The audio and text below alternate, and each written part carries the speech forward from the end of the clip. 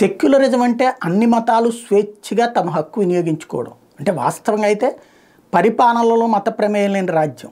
అంటే అన్ని మతాలని సమంగా చూడటం అన్నటువంటిది ప్రభుత్వాల బాధ్యత. కానీ మైనారిటీ బుజ్జగింపు, మెజారిటీ హింస అన్నటువంటిదే విచిత్రమైనటువంటి పరిస్థితి భారతదేశంలో. ఉత్తరప్రదేశ్ లాంటి చోట్ల ఈ దరిద్రం మరీ ఎక్కువ.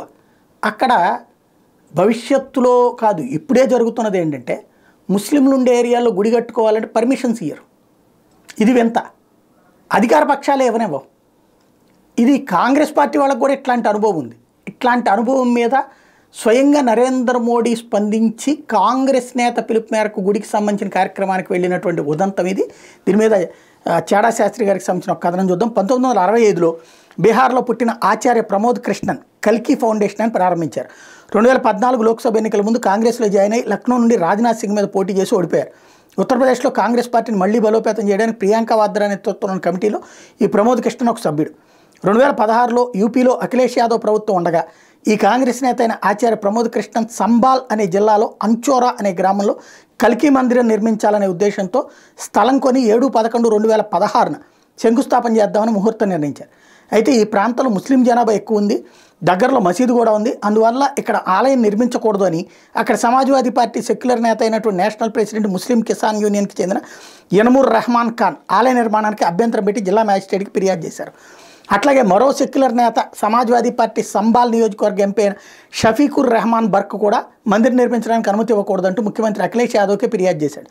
దాంతో ఇతర మతస్థులు అభ్యంతరం చెప్తున్నందున శాంతి భద్రతలు భంగం కలిగే అవకాశం ఉందని చెప్పి కనీసం ఆచార్యవాదనలు వినిపించుకునే అవకాశం కూడా ఇవ్వకుండా జిల్లా మ్యాజిస్ట్రేట్ ముందస్తు అనుమతి లేకుండా ఆలయ నిర్మాణం చేపట్టకూడదని ఉత్తర్వులు జారీ చేయడంతో 7/11/16న ఆలయ శంకుస్థాపన ఆగిపోయింది. మ్యాజిస్ట్రేట్ ఉత్తర్వు మీద ఆచార్య ప్రమోద్ హైకోర్టుకు వెళ్తే మళ్లీ జిల్లా మ్యాజిస్ట్రేట్ దగ్గరికి వెళ్ళి పాత ఆర్డర్ ఉపసంహరించుకోమని కోరండి అని హైకోర్టు ఆదేశాలు ఇచ్చింది. అయితే 30/10/17 మళ్లీ జిల్లా మ్యాజిస్ట్రేట్ అనుమతి నిరాకరించారు.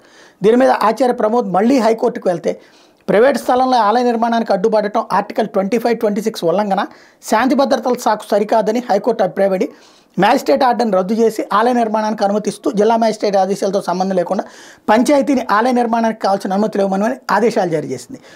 ఈ మందిర శంకుస్థాపన మోడీ చేతనే చేయించాలని మోడీ అనుమతి కోసం గత నెల ఆచార్య ప్రమోద్ కృష్ణన్ మోడీని కలిశారు. అందుకే కాంగ్రెస్ ఆయన పార్టీ నుండి 6 సంవత్సరాల పాటు బహిష్కరించింది. మోడీ ఇవాళ కల్కి మందిరానికి శంకుస్థాపన చేశారు.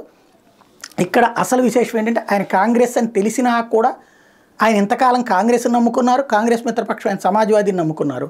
అవలేదు. ఇప్పటికీ యోగి ప్రభుత్వం వచ్చాక అనుమతి ఇచ్చింది. ఇప్పుడు ఇటుకి అందుకని నరేంద్ర మోడీని పిలిచారన్నమాట.